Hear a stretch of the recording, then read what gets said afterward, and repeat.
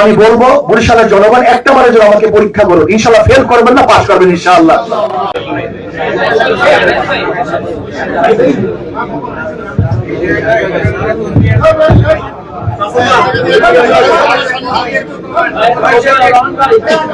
আসসালামু আলাইকুম ওয়া রাহমাতুল্লাহি ওয়া বারাকাতুহু।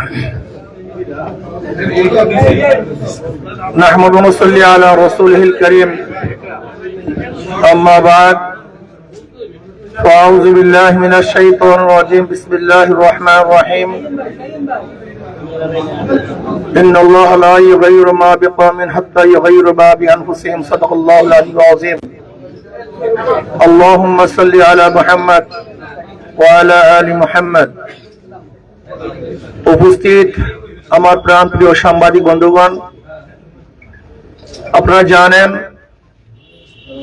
আগামী 12 ফেব্রুয়ারি বাংলাদেশে অনেক আশা এবং আকাঙ্ক্ষার এক নির্বাচন অনুষ্ঠিত হতে যাচ্ছে। বিগত দিনে মানুষ তাদের ভোট অধিকার প্রয়োগ করতে পারে নাই। বহু আগ্রহ ভরে মানুষ অপেক্ষমান যে আগামী সেই 12 তারিখে প্রত্যেকটা ভোটার ভোট কেন্দ্রে ইনশাআল্লাহ নিরাপত্তার সাথে তাদের ভোট অধিকার প্রয়োগ করবে। আমি আলহামদুলিল্লাহ বরিশাল 5 এবং 7 থেকে নির্বাচন অংশগ্রহণ করেছি হাত পাকা প্রতীক নিয়ে। আমার আর এক ভাই হযরত মাওলানা মুফতি সৈয়দ আবুল খায়ের সাহেব, তিনি বরিশাল 4 আসন থেকে নির্বাচন অংশগ্রহণ করেছেন হাত পাকা প্রতীক নিয়ে। আমি কেন অংশগ্রহণ করেছি? আমি বিশ্বাস করি বর্তমান প্রচলিত যে বন্দোবস্ত আছে, এই বন্দোবস্ত মানুষকে, বাংলাদেশের জনগণকে নিরাপত্তা দিতে ব্যর্থ হয়েছে, জুলুম অত্যাচার অবিচার বন্ধ করতে ব্যর্থ হয়েছে, এদেশের টাকা বিদেশে পাচার করতে ব্যর্থ হয়েছে, গরিব দুঃখী মেহনত মানুষের অধিকারকে বাস্তবায়ন করতে পারে নাই, শিক্ষার উন্নয়ন ঘটাতে পারে নাই, চিকিৎসার উন্নয়ন ঘটাতে পারে নাই। আমাদের দেশের যেইভাবে উন্নয়নের কথা ছিল সেইভাবে উন্নয়ন আমরা করতে পারি নাই। মুসলিম, হিন্দু, বৌদ্ধ, খ্রিস্টান সকল জাতের সকল ধর্মের মানুষ যেভাবে ঐক্যবদ্ধভাবে দেশটাকে গড়ার কথা ছিল সেইভাবে আমরা করতে পারি নাই। এর জন্য আমি চাই আগামী 12 তারিখে সকল ভোটারগণ হাত পাকা প্রতীকে ভোট দিয়ে বাংলাদেশের অসমাপ্ত কাজগুলিকে ইনশাআল্লাহ পূর্ণ করার ইনশাআল্লাহ প্রত্যয় গ্রহণ করবে এবং আল্লাহর জমিন আল্লাহর হুকুমত কায়েম করে প্রত্যেকটা মানুষের অধিকারকে ফিরিয়ে দেওয়ার জন্য আমি সমস্ত ভোটারদেরকে আহ্বান রাখবো। যদি কোরআন ও সুন্নাহর আইন বাস্তবায়ন করতে পারি তাহলে সাম্য, মানবিক মর্যাদা, সামাজিক ন্যায় বিচার প্রতিষ্ঠিত হবে, প্রত্যেকটা মানুষ অধিকার পাবে। শুধু তাই নয়, আমি শুধু মানুষই বলবো না, ইসলাম হুকুমত হয় তাহলে মানুষের সাথে সাথে প্রত্যেকটা মাখলুকাত ইনশাআল্লাহ তারা নিরাপত্তা পাবে। এর জন্য আসুন আগামী নির্বাচন যেন সুস্থ হয়, এর জন্য প্রশাসক যারা প্রশাসনে আছেন আমি তাদের অনুরোধ করব, দীর্ঘদিনের আশা এবং আকাঙ্ক্ষা নির্বাচন হতে যাচ্ছে, কোন অবস্থায় যেন প্রশাসন কোনো দিকে ঝুঁকে না যায়। আমরা এই দিনে লক্ষ্য করতেছি প্রশাসনের যে ঢিলা ঢালা অবস্থা, তাতে এক সুষ্ঠু নিরপেক্ষ গ্রহণযোগ্য নির্বাচন দিতে পারবে কি না জনগণ সন্দেহ করছে। এর জন্য আমি বলবো কোন অবস্থাতেই যেন কোনো দিকে ঝুঁকে না যায় এবং দখলদারি, জোর, কালো টাকার ব্যবহার যেন কোন অবস্থাতেই নির্বাচনে না হয়। আমি সাংবাদিক বন্ধুদেরকে বলবো, আপনারা জাতির বিবেক, আপনারা যদি ইনশাআল্লাহ বস্তুনিষ্ঠ সংবাদ পরিবেশন করেন এবং জাতির প্রত্যেকটা প্রকৃত অবস্থা যদি তুলে ধরেন তাহলে ইনশাআল্লাহ এ দেশ সঠিক পথে চলতে বাধ্য। আমরা কোনো অবস্থাতেই বিপথে যাওয়ার কোনো সুযোগ থাকবে না যদি আপনারা সঠিকভাবে আমাদেরকে পরিচালনা করেন। কিন্তু আপনারা যদি ন্যায়, নিষ্ঠা এবং বস্তুনিষ্ঠ সংবাদ পরিবেশন না করেন তাহলে জাতি গুমরাহির দিকে যাবে, অন্ধকারের দিকে যাবে, সেই জাতিকে কেউ আসলে অন্ধকার থেকে বাঁচাতে পারবে না। এজন্য আসুন আগামী জাতীয় নির্বাচন, গুরুত্বপূর্ণ নির্বাচন, পুরানো বন্দোবস্তকে পরিবর্তন করে নতুন এক বন্দোবস্ত প্রণয়ন করা নির্বাচন, এর জন্য আমি আহ্বান করবো, আসুন আমরা সবাই সেই নির্বাচনকে সঠিক, সুন্দর, নিরপেক্ষ, গ্রহণযোগ্য এক নির্বাচন উপহার দেওয়ার জন্য যা কিছু প্রয়োজন সবকিছু যেন আমরা করি, এবং যে যেখান থেকে যতটুকু পারি সেই সাহায্যে আমরা অবসর হই। এই বলি আমি আমার সংক্ষিপ্ত বক্তব্য শেষ করছি। এখন কার কোনো প্রশ্ন থাকলে করতে পারেন।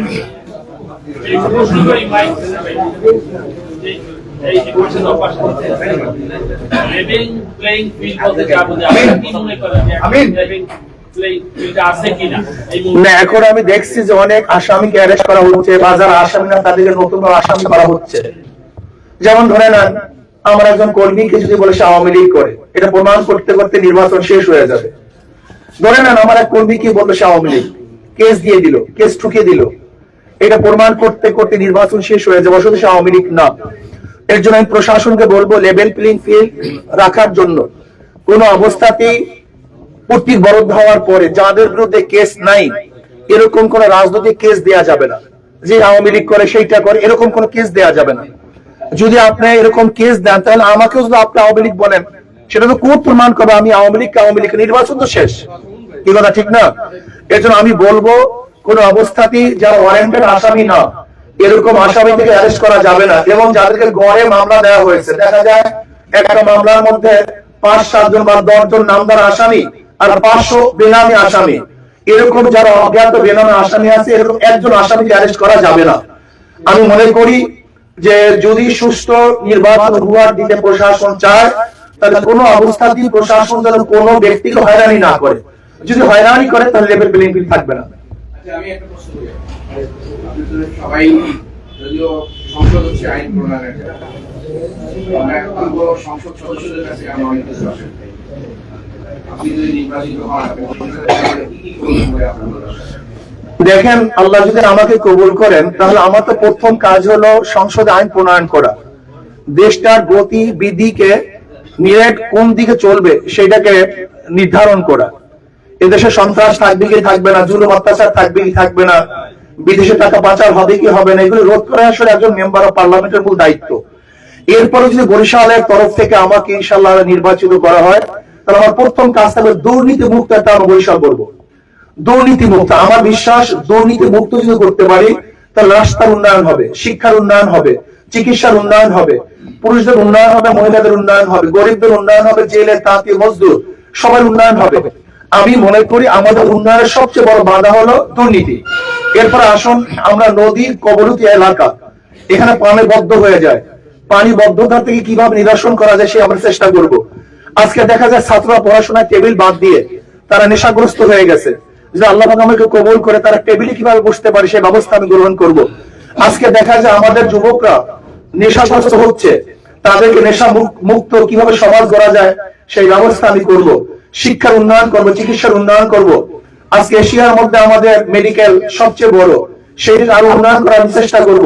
রাস্তাঘাট যেখানে যেখানে অবকাঠামো উন্নয়নের প্রয়োজন আছে এমন কোন সেক্টর নাই শুধু আমি না, আমি সবাই পরামর্শ ভিত্তিতে আমি একটা পরামর্শশালা করব, যেখানে সাংবাদিক থাকবে, বুদ্ধিজীবীরা থাকবে, শিক্ষিত ব্যক্তিরা থাকবে, বিগত দিনে যারা এমপি, মিনিস্টার, সচিব, ডিসি আমাদের বরিশাল অঞ্চলের আছে, এরকম বিশাল এক জনগোষ্ঠী নিয়ে আমরা একটা কমিটি গঠন করব দেশের উন্নয়নের জন্য।